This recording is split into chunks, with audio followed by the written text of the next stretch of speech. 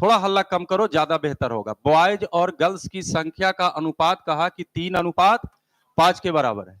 आगे कहता है उत्तीर्ण होने वाले विद्यार्थियों की संख्या और अनुत्तीर्ण होने वाले विद्यार्थियों की संख्या के बीच जो अनुपात है वो 7:3 है। यानी इसमें थोड़ा सा कॉमन सेंस लगाना था, और नहीं तो फिर माना कि एक्स माना कि वाई कर देगा। क्या वही करना चाहते हैं?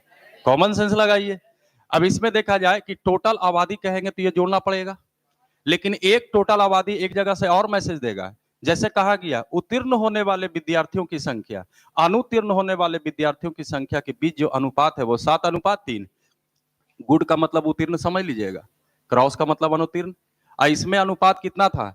7:3। ये बताइए कि एक कॉलेज में परीक्षा हुआ, उसमें लड़के और लड़कियों की संख्या इतना है, और जब परीक्षा देने लगा तो कहा उत्तीर्ण और फेल वाले विद्यार्थियों की संख्या इतना है।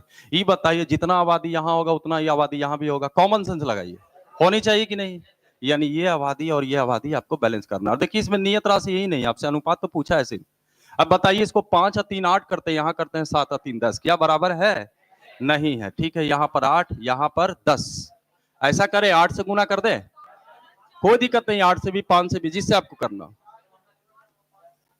कहीं से भी गुना कर सकते हैं। हमने सिर्फ कहा बैलेंस करना है। डिजिट अगर फ्लेक्सिबल करना है तो हम 8 सीधा सीधे एक जगह 10 किए, बाकी आपका स्वतंत्र है। कोई लोग बोल रहा है कि 10 8 है सर, 40 से हो सकता है, बिल्कुल हो सकता है, क्या दिक्कत है? 40 भी आप कर सकते हैं। अगर बताइए तो ये वैल्यू अपने आप में कितना हुआ होगा, ये वैल्यू कितना होंगे? अच्छा यहाँ बहुत अच्छा, यहाँ 24। अभी तक आपने क्या क्या डेटा निकाला? बॉयज और गर्ल्स की संख्या अगर कहा जाए तो 30 और 50 के बीच में होंगे।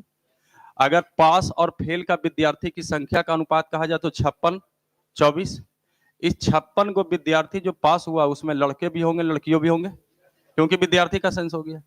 इस 24 को जो फेल किया उसमें लड़के का भी फेल का संख्या होगा, लड़कियों का भी फेल की संख्या होगा। एक डायग्राम और है, कहता है उत्तीर्ण होने वाले लड़कों में जोड़ दिया गया है, लड़कों में उत्तीर्ण और फेल होने वाले विद्यार्थियों की संख्या के बीच अनुपात कितना है? 2 अनुपात। यहां भी दिमाग लगाइए, लड़कों में फेल पास और फेल के विद्यार्थी की संख्या का अनुपात इतना, यानी लड़कों का फेल और पास अगर दोनों को जोड़ोगे तो लड़का का कुल विद्यार्थी, लड़का का कुल संख्या बताइए 30 का फॉलो करेगा कि नहीं? यहाँ पर ये कितना हो जाएगा? चलो भाई 20, ये कितना होंगे? 10 हो गया।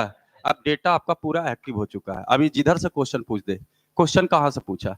लड़कियों में उत्तीर्ण होने वाले विद्यार्थी की संख्या अनुत्तीर्ण होने वाले विद्यार्थियों की संख्या, लड़कियों का कहा पास और फेल की संख्या का अनुपात। अब देखिए लड़कियों का अगर हम पास फेल, गुड का मतलब पास समझ लीजिएगा, क्रॉस का मतलब फेल। अब देखिए यहां से सब आपका मेंटेन है।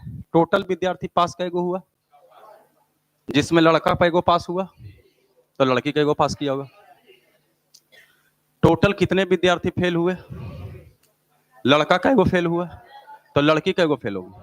और कहा इन दोनों में अनुपात बताया जाए, ये 7 होंगे और ये 18 होंगे। ये आपका आंसर होगा कि 18:7 के बराबर है। चलिए नोट किया।